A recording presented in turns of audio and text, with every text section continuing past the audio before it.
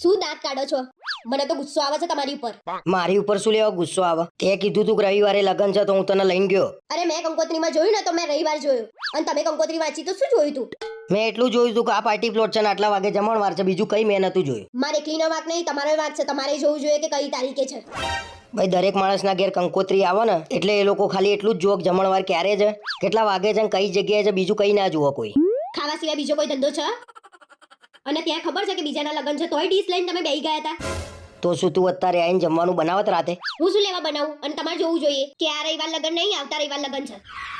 ભાઈ મેં ડીશ લીધી ને તો જોડે તે ડીશ લઈ લીધી હતી, અને મને ખબર હતી કે ઘરે આવીને કોઈ રાંધવાનું નહીં, મારા બહારથી જ લાવવું પડત.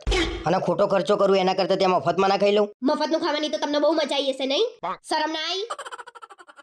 એમાં શેની શરમ ભાઈ? બની ઠંડીને તૈયાર થઈને ગયા હતા, ગમે તેનું લગન હોય જમી લઈએ. હા, તમારે તો નાનપણની ટેવ છે નહીં, ગમે તેના લગ્નમાં ઘૂસીને જમી લેવાનું. તમારે તો જૂની યાદો તાજી થઈ ગઈ હશે નહીં? આવું બોલી એનું દુઃખ નહીં, પણ આને કઈ કોને દીધું ને મને એ નહીં ખબર પડતી, પણ જમવાની મજા આવી ગઈ હો.